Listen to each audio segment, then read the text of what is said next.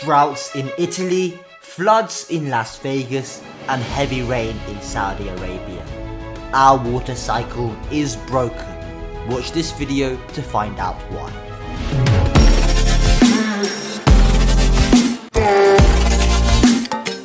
The water cycle, also known as the hydrological cycle, is a complex, interconnected system.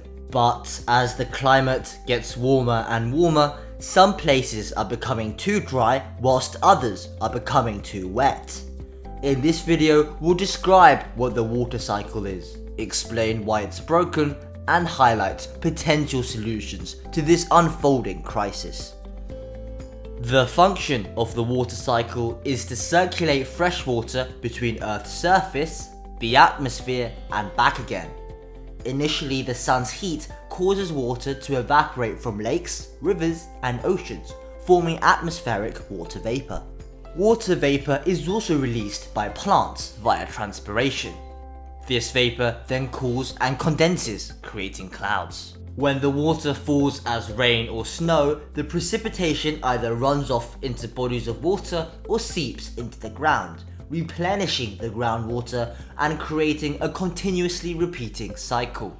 Before we discuss why the water cycle is broken, we need to explain some important terms. Blue water is any water found on Earth's surface. Green water is moisture locked away in the soil and the atmosphere. And grey water is water that's clean but not clean enough to drink and is used for gardening and flushing the toilet.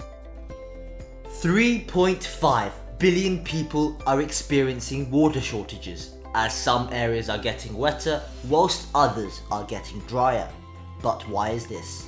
Because we are sucking our natural reservoirs dry. Nearly half of water bodies globally are declining, and we've extracted so much groundwater that even Earth itself has shifted on its axis. This exploitation of lakes, rivers, and aquifers is mainly due to agriculture, where crops and livestock use vast amounts of fresh water. In fact, a single cup of coffee requires 140 litres of water to produce. Moreover, urbanization as a result of population increase means that more impermeable roads are being built. Thus, more rainwater flows into sewers and more water flows into the oceans, such that sea levels rise, causing flooding. Climate change is not helping either. Arctic sea ice is melting faster than ever, and the excess water also raises sea levels.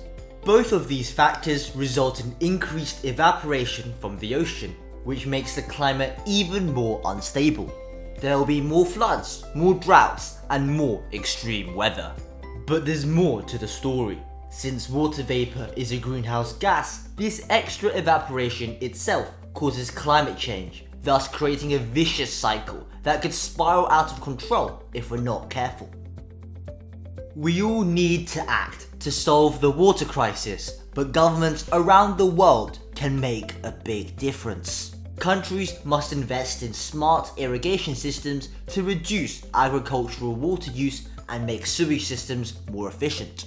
In the UK, for example, rainwater combines with sewage when it enters the sewage system, wasting lots of water and wasting lots of energy. The sewage crisis is a story for another day, however, but if you want to know more, check out this video. Governments can also indulge in urban greening, whilst also reducing deforestation in the countryside. As we've discussed already, plants are vital for the water cycle, but they also help to mitigate climate change when they undergo photosynthesis. But what can you do? An average person in the UK directly uses 150 litres of water, but indirectly consumes over 3,000 litres when we take into account food and clothing. Let me explain. Foods such as chocolate, vanilla, and red meat require lots of water to produce. Cotton too has a very high water footprint.